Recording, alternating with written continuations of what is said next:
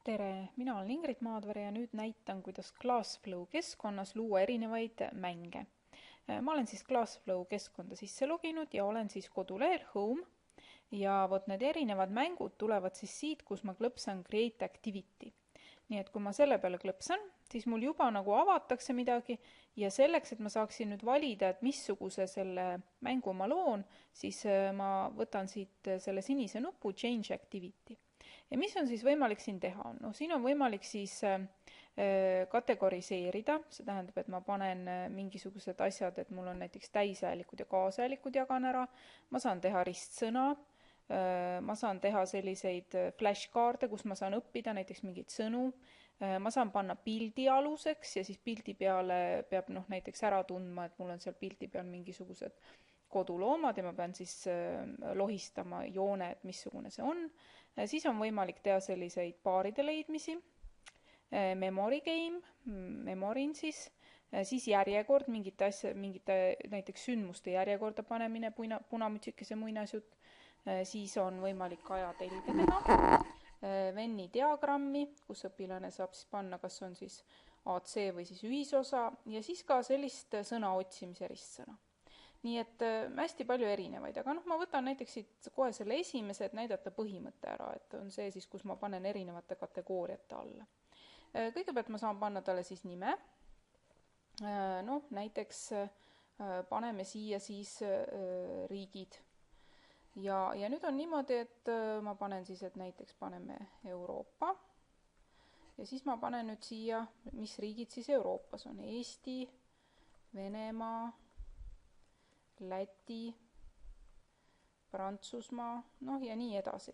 Ja ma saan tegelikult siis ka lisada, kui ma tahan, ma võin ka siia lisada hoopis näiteks pildi, et sellisel juhul ma klõpsan selle plussmärgi peale ja nüüd on niimoodi, et ma võin siis selle pildi otsida, et kus ta mul juba olemas on, mul võib ta minu siis nende ressource'ide all üleval olla või siis võtan upload new resource ja siis ma saan selle pildi võtta.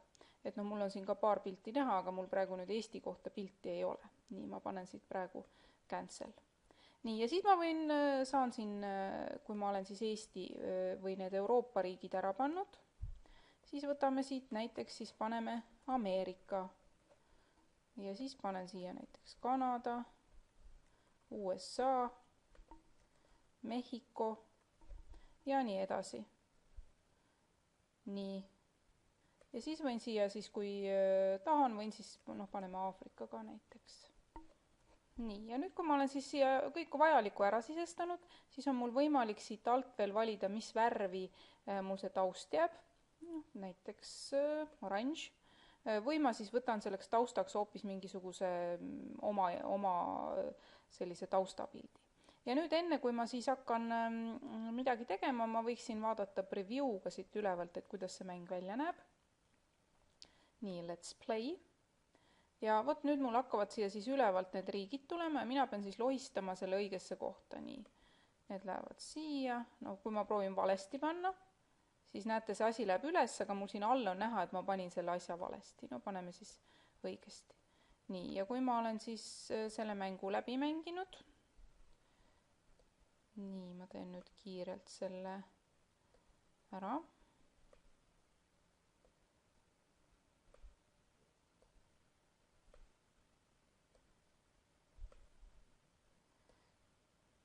Nii, siis mult küsitakse, et kas ma tahan seda uuesti mängida, et need on tegelikult sellised enesekontrolli mängud, et siin mingid otseselt tulemused ei salvestu, vaid nad ongi selleks, et siis lihtsalt õppida.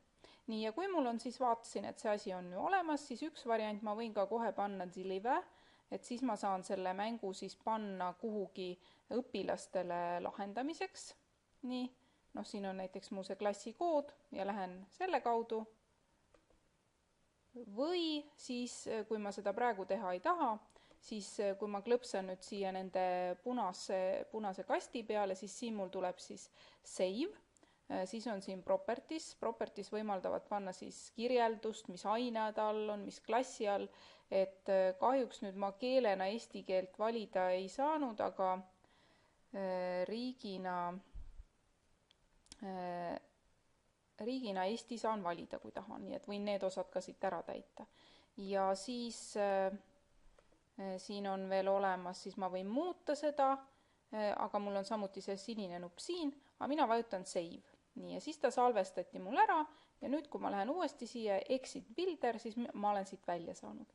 Ja kõik minu valmis mängud lähevad siis siia resources alla ja siin on siis näha kõik minu mängud, mida ma siis parasjagu teinud olen.